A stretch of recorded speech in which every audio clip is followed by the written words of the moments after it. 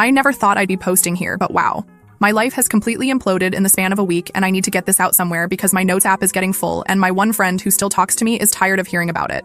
So I met Eric 4 years ago at this wildlife rehabilitation center. Not like a cute meet-cute situation. We were both doing community service hours.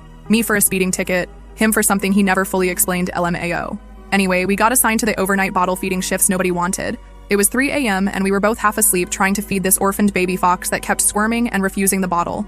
I was getting super frustrated and about to call the supervisor when Eric just started humming this weird little tune, and the fox just immediately calmed down. Like magic. The little thing took the bottle and started drinking right away.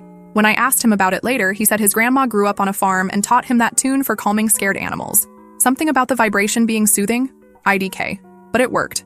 We ended up talking until sunrise and exchanged numbers at the end of our shift. He was sweet back then. Would text me random animal facts, send me YouTube links to nature documentaries that were required viewing, according to him. I'm not gonna pretend our 4 years together were perfect because that's not how real relationships work. We had our fights, mostly about his mom, red flag I ignored, who never thought I was good enough. From day one, she made these little comments about everything. My appearance, my messy bun hairstyle I wear when I'm busy, how I loaded their dishwasher wrong when we visited, how I didn't have a real career path. Eric would always defend her saying she means well, and I should try harder with her.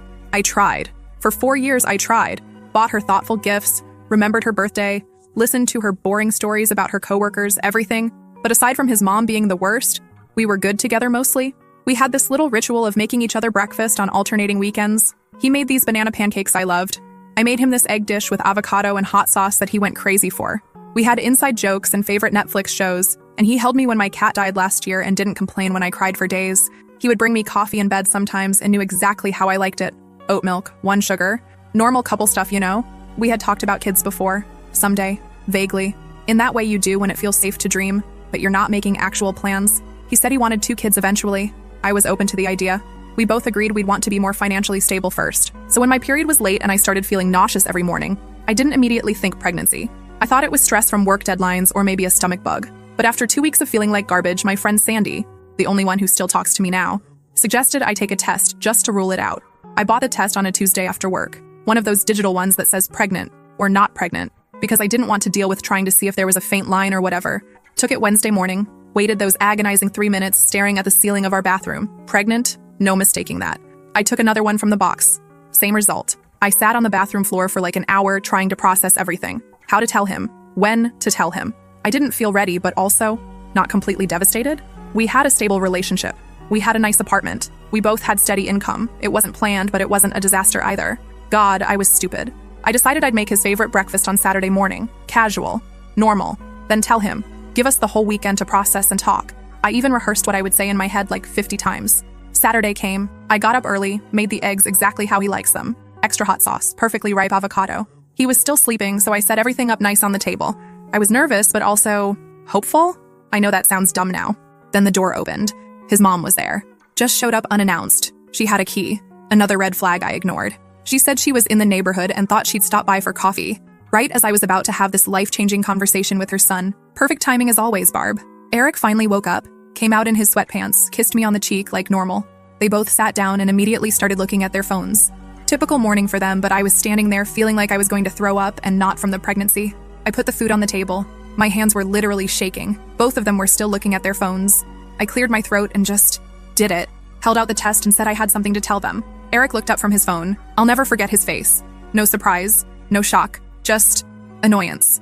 Like I'd interrupted something important. He said, and these were his exact words, "Abortions are quick, bad timing, as always." His mom sipped her coffee and added that he finally realized I wasn't pretty, wasn't smart, just a burden with a belly. 4 years. 4 years together, and that's what he said to me. No discussion, no questions, just get rid of it. Like it was a stain on his shirt or something. I just put down the test, wiped my hands on a dish towel, went to the bathroom and washed my face. Didn't look in the mirror because I knew my eyes were puffy and red even though I wasn't actually crying yet. Put on my sneakers by the door and left. I had my phone and wallet in my pocket. Nothing else. No clothes, no laptop, no charger. Just walked out and kept walking until I couldn't feel my feet anymore. I ended up at this little coffee shop I'd never been to before. Sat in the corner booth for 3 hours, nursing one chai latte I could barely afford. The barista kept giving me these worried looks that didn't say anything. I finally called Sandy from the bathroom where no one could hear me break down. She let me crash on her floor that night. And the next. And the next. Her apartment is tiny and smells like cigarettes and her 3 cats' food all the time. The pillow she gave me was paper thin and my neck hurt every morning, but it was somewhere to sleep that wasn't a park bench. One morning, I slept through my alarm. Pregnancy exhaustion is real. And Sandy said through a yawn that I should at least try not to act like the whole world owed me something. That hurt more than Eric's comment somehow, because she was trying to help me and I was being a burden to her too. I stopped checking social media after that. Couldn't deal with seeing any mutual friends posting with Eric or seeing his mom's posts. I only had the clothes on my back, so I went to this thrift store and bought 2 t-shirts and a pair of jeans with the little money I had. Washed my underwear in Sandy's sink every night. Used her shampoo and toothpaste until I could afford my own. On day 5 of staying with Sandy, I got a job at this little cafe washing dishes. The owner was this older woman named Vicky who took one look at me and just nodded. Didn't ask questions, just said be there at 5 a.m. tomorrow. The pay was terrible, but it was something. Cash under the table. The first week was hard. My body was changing already even though I wasn't showing. Constant nausea, exhaustion, boobs hurting like crazy. I threw up twice during my shift and Vicky just handed me a ginger candy and pointed to the mop. No judgment, just practical. I started looking for programs for pregnant women. Made an appointment at a clinic to confirm everything was okay. Tried to figure out what the hell I was going to do. That's when Eric started texting. Just casual at first. Where are you? Did you take my navy hoodie? Your mom called asking for you. Then more urgent. Are you okay? Sandy won't tell me where you are. I'm worried. We should talk. I blocked his number after the 20th text in one day. Then he started using his work phone to call me. Then his friends' phones. I blocked them all. A week after I left, the voicemails started. I didn't listen to them at first. Deleted without hearing. But then curiosity got the better of me and I listened to one while taking a break at the cafe. His voice was different. Broken. Saying he panicked. Saying his mom got in his head. Saying he didn't mean it. Saying he loved me and wanted to talk. Too little. Too late. I threw my phone against the wall so hard the screen cracked. Vicky didn't even blink. Just handed me the broom and said phones break, hearts break, but dishes still need washing. I liked her. Sandy was getting annoyed with me being there all the time. I got it. Her place was tiny. I was taking up space. Using her shower. Eating her food even though I tried to contribute what little I made at the cafe. I needed to figure out a next step. I couldn't keep sleeping on her floor. Couldn't keep washing dishes forever. Couldn't keep ignoring the fact that I was pregnant and alone and had nothing. One night after a particularly long shift, I came back to Sandy's to find Eric sitting on her couch. She looked guilty. He looked desperate. I turned around and walked right back out. Heard him calling my name as I ran down the stairs. Heard him following me. Ran until I couldn't anymore. Ended up sitting in a 24-hour laundromat until morning, watching people fold their clothes and check their phones and live their normal lives while mine was falling apart. That's where I am now. Still staying at Sandy's but looking for somewhere else. Still working at the cafe. Still pregnant. Still getting messages from Eric through every possible channel. He even sent flowers to the cafe yesterday. Vicky put them directly in the trash. I don't know what happens next. I don't have some master revenge plan. I'm just trying to survive day by day. But I do know one thing. I'm never going back. Not to Eric. Not to that apartment. Not to that life where I was always trying to be good enough for people who were never going to think I was good enough. I'll update if anything changes. Thanks for reading if you made it this far. Update. Hey, it's me again. The pregnant girl sleeping on her friend's floor. Thanks for all the support on my last post. Did not expect that many people to care about my dumpster fire of a life LMAO. So I spent that whole night in the laundromat. Watched 4 different people come in with their baskets, do their laundry, and leave. This one older guy kept looking at me like he was trying to figure out if I was homeless or just really dedicated to having clean clothes at 3 a.m. By morning, my back was killing me from sitting in those plastic chairs, and I hadn't slept at all. I finally worked up the courage to go back to Sandy's around 7, hoping Eric would be gone. He was, but Sandy wasn't happy. She was standing in her tiny kitchen with her arms crossed and this look on her face I hadn't seen before. You betrayed my trust, she said. I told Eric you weren't staying here and then you showed up and made me look like a liar. I tried to explain that I didn't know he would be there, that I would never have come back if I knew, but she just kept shaking her head. I guess from her perspective, it looked like I was using her place as some dramatic backdrop for my relationship drama.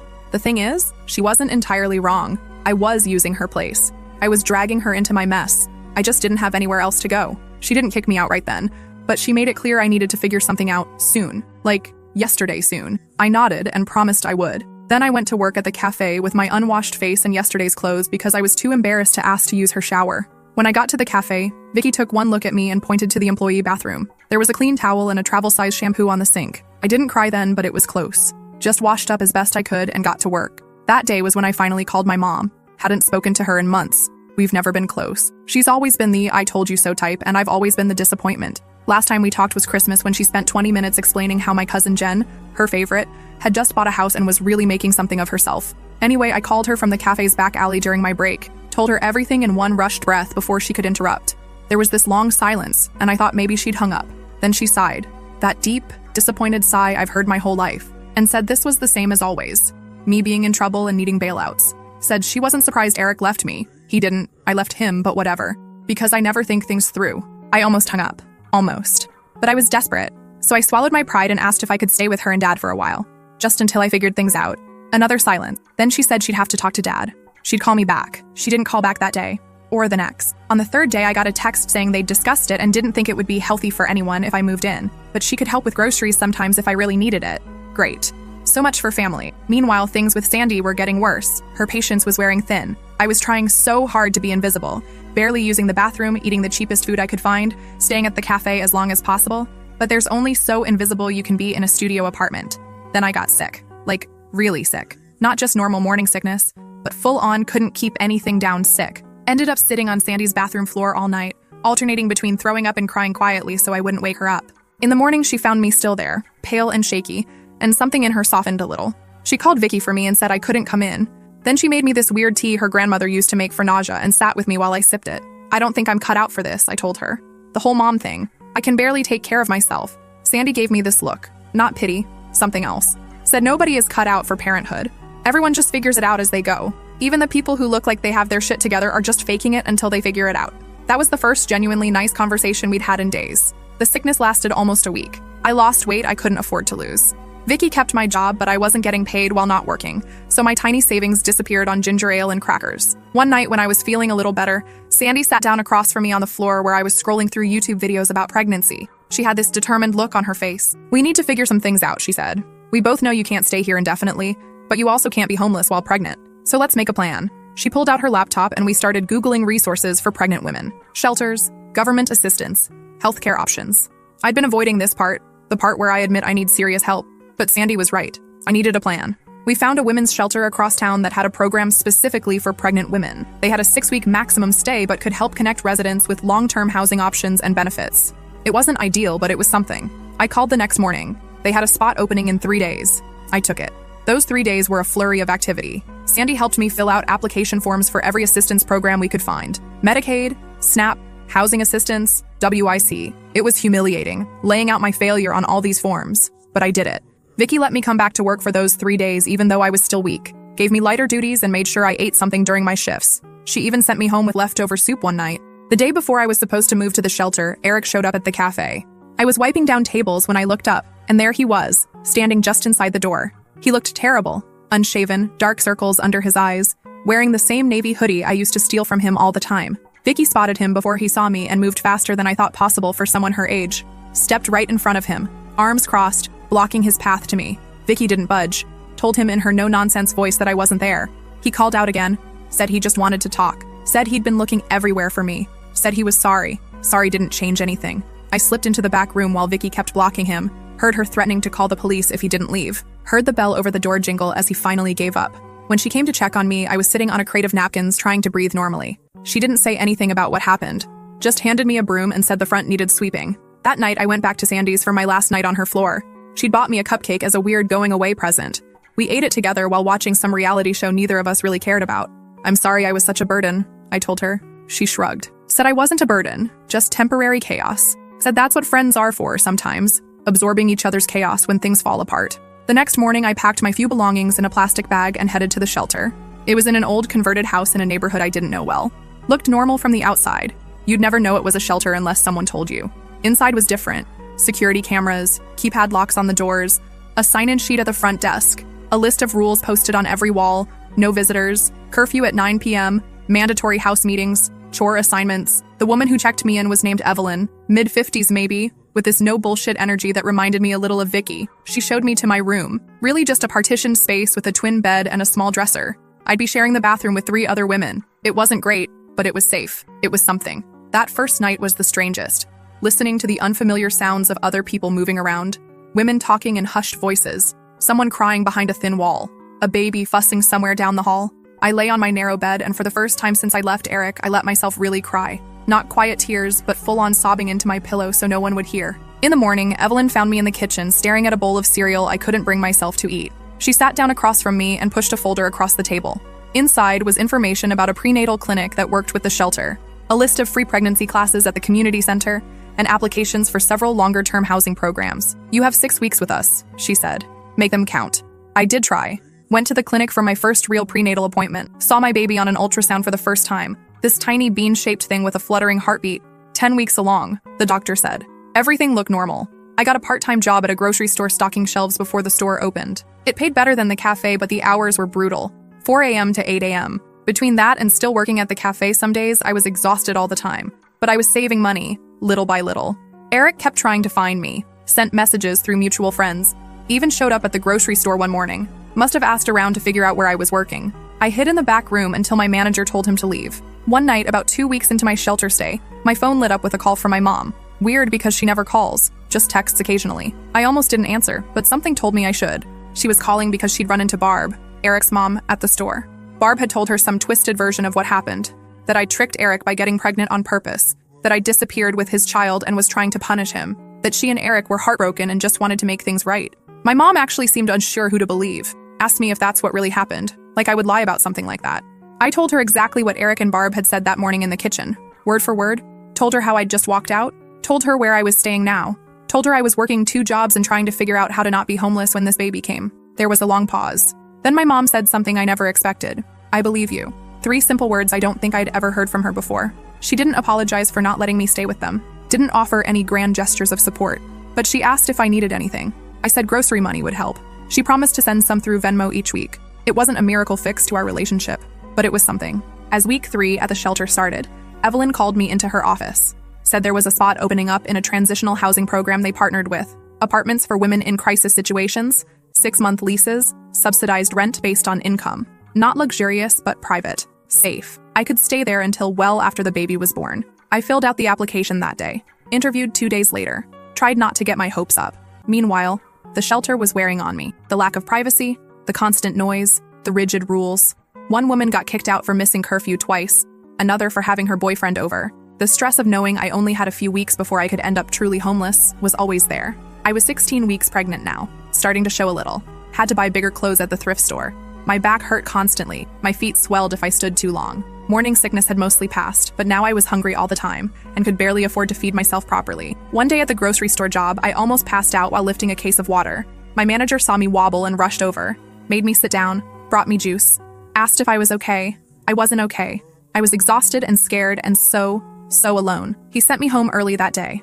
I didn't want to go back to the shelter yet, so I went to a park and sat on a bench, watching kids play on the swings while their parents scrolled through their phones nearby. In a few months, that would be me, a mom. The thought terrified me. My phone buzzed. Unknown number. I almost ignored it but answered at the last second. It was Eric. I should have hung up, should have blocked the number. But I was tired and sad, and part of me wanted to hear what he had to say. He started with, "I've been in therapy." Said his mom had been poisoning him against me for years. Said when I showed him the test, he panicked. Said he'd been looking for me everywhere to apologize, to make it right. I let him talk. Didn't say anything. Just listened as he poured out apologies and explanations and promises. When he finally ran out of words, I asked him one question. "Did you really mean what you said that morning?" He was quiet for a moment. Then he said something surprising. Yes, in that moment, I did mean it. I was scared and selfish, and I meant it. But I was wrong. So wrong. At least he was honest. I told him I appreciated the honesty, but it didn't change anything. Told him I was building a new life without him. Told him I'd contact him when I was ready. But until then, he needed to stop looking for me. He started to argue, but I cut him off. Said if he really respected me, if he really was sorry, he would give me the space I was asking for. There was a long pause. Then he agreed. Asked if I would at least let him know when the baby was born. I said I would think about it. Then I hung up. The next day I got the call. I'd been accepted to the transitional housing program. Could move in next week. My own tiny studio apartment. Not much, but mine. Somewhere safe to bring my baby home to. I called Sandy first with the news. She cheered so loud I had to hold the phone away from my ear. Then I called Vicky, who just said good about time in her gruff way. Then, surprising myself, I called my mom. She didn't cheer, but she did say she was glad. Asked if I needed help moving. I said no, but thanks for offering. The night before I was set to move, one of the other women at the shelter, this quiet girl named Skylar who was there escaping an abusive boyfriend, knocked on my partition. She handed me a small gift bag with tissue paper sticking out the top. I opened it to find a tiny yellow onesie with ducks on it. The first thing anyone had given me for the baby. I started crying, stupid pregnancy hormones, and she awkwardly patted my shoulder before retreating. The next morning I packed up my few belongings, now including one duck onesie, and waited for Evelyn to drive me to my new place. As I sat on my shelter bed for the last time, I realized something. I'd survived the past month. Not thrived, not conquered, just survived. But sometimes that's enough. The apartment was tiny. One room with a kitchenette in the corner, a bathroom barely big enough to turn around in, windows facing a brick wall. But it had a door that locked, a bed that was mine, a small table where I could eat without sharing space with strangers. Evelyn helped me get settled, explained the rules, Still some, but fewer than the shelter. Gave me a welcome basket with toilet paper and dish soap and other basics.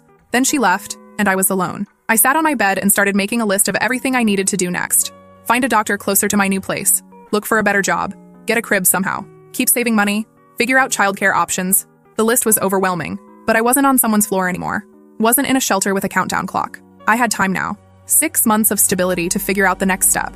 As I was writing my list, my phone buzzed with a text from my mom. She'd sent $400 through Venmo with the note, "For whatever you need," more than she'd ever given me at once. Maybe people can surprise you sometimes. I'll update again when there's more to tell. Thanks for listening, internet strangers. Somehow it helps knowing someone out there is reading this. Final update. Hey internet strangers, it's been a minute. Like 4 months of minutes actually. A lot has happened since my last update and it's 2 a.m. and I can't sleep. Shocking. So here I am typing this one-handed while my daughter sleeps on my chest. Yep, I had a baby. Still feels weird to type that, but I'm getting ahead of myself. So when I left off last time, I had just moved into the transitional housing apartment. Tiny little studio, but it was mine. I spent those first few weeks nesting like crazy. Found a secondhand dresser on Facebook Marketplace that someone was giving away for free. Got some dishes from a dollar store. Slowly started turning it into something that felt like home. My mom kept sending money every couple weeks. Not tons, but enough to help. We started talking more. Awkward phone calls where neither of us really knew what to say, but we were trying. She even drove down once to bring me a bag of baby things she'd picked up at garage sales. Didn't stay long, just dropped them off and we had a weird coffee at the place down the street. But it was something. At 20 weeks, I had the anatomy scan ultrasound. Found out I was having a girl. The tech asked if I wanted to send the pictures to Dad, and I just shook my head. She didn't push it. I sat in my car in the hospital parking lot afterwards, staring at those grainy black and white photos for like an hour. A girl, a daughter. It made everything more real somehow. Like suddenly this wasn't just some abstract baby, but a specific person. My daughter. I hadn't heard from Eric in weeks. He was keeping his promise to give me space. Part of me was relieved and part of me was IDK? Annoyed? Like after all his desperate attempts to find me, he just gave up that easily? Which is ridiculous because that's exactly what I asked for. Sometimes your brain doesn't make sense. Around week 25, things got harder physically. My back hurt constantly. Couldn't sleep more than a couple hours at a time. The grocery store job became impossible. Couldn't stand that long without my feet swelling up like balloons. Had to quit, which meant less money, but my body couldn't handle it anymore. Luckily, Vicky let me work more hours at the cafe, mostly sitting jobs like prepping food in the back. She even let me take home leftovers most nights, which helped with the whole eating enough situation. I met my neighbors at the transitional housing complex, mostly other single moms or women escaping bad situations. There was this one woman, Lydia, 3 doors down, who had a 2-year-old. She saw me struggling to carry laundry down to the basement one day and just took over. Started coming by every few days to check on me, would bring me dinner sometimes, became the first real friend I'd made since this whole mess started. One night she invited me over and I noticed she had a bunch of baby stuff, way more than she needed for her toddler. Turns out she volunteered at this community center that collected donations for new moms. She brought me there the next day and they loaded me up with a portable crib, baby clothes, diapers, even one of those baby carrier things you wear on your chest, all free. I ugly cried right there in the donation center. Pregnancy hormones are no joke. At 30 weeks, I got a strange text from Sandy. She'd run into Eric at a mutual friend's birthday thing. Said he asked about me, if she'd heard from me. She told him I was doing fine on my own. Said he looked terrible. I didn't respond. Didn't know what to say. Was trying so hard to focus on moving forward that looking back felt dangerous. But then my dad called out of nowhere. Hadn't spoken to him in over a year. He was awkward on the phone, clearing his throat every few seconds. Said Mom had told him everything. Said he was sorry for not being there for me. Said he and Mom had been talking and they wanted to help when the baby came, maybe visit for a few days to help me get settled. I was suspicious at first. My dad has never been the supportive type, but he sounded different, less judgmental, more uncertain, like he was trying. I said I'd think about it. Wasn't ready to say yes, but couldn't bring myself to say no either. At 34 weeks, I woke up to my phone blowing up with notifications. Turned out Eric's mom had posted this long, dramatic Facebook thing about missing grandchildren and selfish mothers who keep babies from their families. Didn't name me directly, but everyone who knew us knew who she was talking about. Some of our mutual friends sent me screenshots. One of them, this girl I wasn't even that close with from college, messaged to say she was disgusted by Barb's post and offered to bring me dinner sometime. People surprise you, I guess. I was shaking with anger. Considered posting my own version of events, but decided that would just drag me into drama I didn't need. Instead, I blocked Barb and anyone who liked her post. The next day, Eric called. I almost didn't answer, but figured it was related to his mom's post. He was apologizing before I even said hello. Said he had nothing to do with his mom's Facebook rant. Said he'd told her to take it down. Said he was horrified and embarrassed. Then he asked, very carefully, if he could be there when the baby was born. I said no. Told him I needed that time for myself. Told him we could talk about visitation after the baby was born and things had settled. Told him if he really wanted to be a father and not just ease his guilt, he'd respect my boundaries now so we could build something sustainable later. He went quiet for so long I thought the call had dropped. Then he just said, "Okay." Asked if he could at least know when the baby arrived. I said I'd let him know after the fact, not during. He accepted that and we hung up. I spent a lot of time thinking about what kind of relationship I wanted him to have with our daughter. Went back and forth between none at all and regular visitation about 50 times a day. Talked about it with Lydia, who co-parented with her ex. She said it was hard but worth it for her kid to have both parents. Said the key was treating it like a business relationship. Polite, professional, focused on the kid, not on past drama. Made sense in theory, harder to imagine in practice. At 37 weeks, I had a scare. Started having what I thought were contractions. Went to the hospital alone at midnight, terrified. Turned out to be false labor, Braxton Hicks or whatever. They sent me home, but the doctor warned me that first babies often come early and I should have my plan ready. My plan was basically just me getting myself to the hospital, me giving birth, me figuring it out. Lydia offered to be my person, the one who drives me and stays with me. I was hesitant to accept more help from her, but she insisted. Said no one should go through labor alone if they don't have to. So I added her to my plan. Meanwhile, I was still trying to figure out what would happen after the baby. My 6 months at the transitional housing would be up when the baby was about 3 months old. Had no idea where we'd go after that. Was on wait lists for affordable housing, but they were years long. Was saving everything I could from my cafe job, but it wasn't nearly enough for a regular apartment.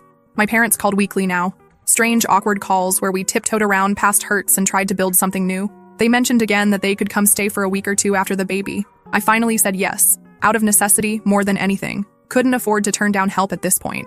At 39 weeks and 4 days, my water broke. It happened at the cafe, of all places. I was helping Vicky close up when suddenly there was this gush and I was standing in a puddle. Vicky looked down, looked up at my face, and just said, "Yup, that's it. Time to go." She called Lydia for me while I stood there in shock. Lydia arrived in 15 minutes, threw my hospital bag in her car, and drove me to the hospital while I called my doctor between contractions. Everything after that is kind of a blur. Labor was not what I expected. Not worse, not better, just different. 22 hours of the most intense experience of my life. Lydia stayed the whole time, held my hand, got me ice chips, didn't complain when I squeezed her arm so hard it left marks, just kept saying I was doing great even when I definitely wasn't. I won't go into all the gross details, but at 6:17 in the morning, after pushing for 2 hours, my daughter was born. 6 pounds, 3 ounces. A full head of dark hair, tiny, perfect fingernails. The nurse put her on my chest and she just looked at me, like she knew exactly who I was, like we'd been waiting to meet each other. They kept us in the hospital for 2 days. I was terrified they wouldn't let me take her home, like they'd realize I had no idea what I was doing and call someone more qualified. But they just gave me some papers to sign, put her in the car seat Lydia had brought, and wheeled us to the front door. Just like that, I was someone's mother. My parents arrived the next day. It was weird having them in my tiny apartment. My mom took over immediately, doing laundry, making food, holding the baby while I showered for the first time in days. My dad was more awkward, hovering at the edges, afraid to hold her at first. But by day 3, he was the baby whisperer, could get her to stop crying when no one else could. I texted Eric a photo and the basic info the day after we got home, just birth weight, time, that everyone was healthy. He responded with paragraphs of emotion that I couldn't deal with at that moment, just said I'd be in touch when I was ready, and left it at that. The first 2 weeks are honestly a black hole in my memory. Sleep deprivation is no joke. My parents were surprisingly helpful, not perfect, still made comments that hurt sometimes, still didn't fully understand why I'd left Eric, but they showed up, stayed for 12 days until I started to feel like I could handle things. Before they left, my dad pulled me aside, said they'd been talking, said they had a rental property, a small house they'd been renting out to students for years. The current tenants were moving out next month, said we could live there if I wanted. Rent would be minimal, just enough to cover taxes. Said it would give me stability until I got on my feet. I was suspicious at first, worried there would be strings attached. But he seemed genuine. Said becoming a grandfather had made him realize how much he'd failed as a father. Said this was a chance to do better. So I said yes. We'd move when my daughter was about 2 months old. It wasn't ideal. The house was in my hometown, 3 hours away from the life I'd started building. Would mean finding new doctors, new support systems, but it would mean stability. A yard, space for her to grow. Those first weeks were the hardest of my life. Breastfeeding was a nightmare. Painful, frustrating, never enough milk. I switched to formula by week 3, and the guilt was overwhelming until my doctor told me fed is best, and to stop torturing myself. Sleep didn't exist. My daughter had her days and nights mixed up. Would sleep peacefully all day, then scream from midnight to 5 a.m. I watched every episode of everything on Netflix while pacing my tiny apartment with her, bouncing, singing, pleading. At 4 weeks, I finally let Eric meet her. We met at a coffee shop, neutral territory. I got there early, claimed a corner table, waited nervously. He walked in and his face just transformed when he saw her. Sat down carefully across from us like he was afraid we might disappear. He asked if he could hold her. I hesitated but handed her over, showing him how to support her head. He held her so carefully, just staring at her face like he was memorizing every detail. We talked awkwardly over her sleeping form. About what happens next. About expectations and boundaries. About his mother, who he'd apparently been fighting with constantly since her Facebook post. About what kind of father he wanted to be. I told him about moving to my parents' rental house. He was quiet for a long time, then asked if he could visit regularly. Said he would drive the 3 hours, get a hotel, whatever it took. Said he didn't expect us to get back together but wanted to be present for his daughter. It was the most mature conversation we'd ever had. We worked out a temporary schedule. He would visit every other weekend for a few hours each day. Once she was older and I was more comfortable, we could discuss overnights. He seemed grateful for even that much. When I told him her full name, Lily Grace, no middle name, he got teary. Didn't push for his last name to be included. Just said it was perfect. At 6 weeks, Vicky threw me a surprise goodbye party at the cafe. Just a small thing with the regular customers and staff. She gave me an envelope with cash they'd all collected, enough to buy a real crib for the new house. I ugly cried again. Lydia helped me pack up the apartment. It didn't take long. Still didn't have much. We'd become close over the months, texting daily, sharing the nightmare stories of early motherhood. She promised to visit once we were settled. I hoped she meant it. The day before we left, I took Lily for a walk around the neighborhood, stopped by the shelter where I'd stayed those desperate weeks. Evelyn was still there, welcomed me with a rare hug when she saw the baby, told me she was proud of me. Those words meant more than she could know. My parents came with a rented van. We loaded up my meager belongings, strapped Lily into her car seat, and drove away from the place where I'd rebuilt myself from nothing. The rental house was small, 2 bedrooms, 1 bath, outdated kitchen, but after months in a studio apartment, it felt enormous. Had a tiny fenced backyard with an old maple tree, quiet street, neighbors who smiled and brought over cookies. It's been 2 months since we moved. Lily is 4 months old now, rolling over, grabbing things, smiling this gummy smile that makes everything worth it. Eric visits like he promised, brings diapers and formula, not just toys, sits on the floor and talks to her while she kicks and coos, leaves when I say it's time without argument. His mom tried to force her way into a visit once, showed up behind him at the door unannounced. I refused to let her in. Told Eric either she leaves or they both leave. He chose to make her leave. Progress. It's not perfect. Still struggle every day. Still cry in the shower sometimes from exhaustion. Still wonder if I'm doing any of this right. But when I look at Lily, at this tiny person who exists because I chose not to give up, I know one thing for certain. Walking out that door 8 months ago was the hardest and best decision I've ever made. Don't know what the future holds. But for now, we're okay. Me and Lily, figuring it out one day at a time. I'll update if anything significant changes. Thanks for listening, kind strangers. Your support has meant more than you know.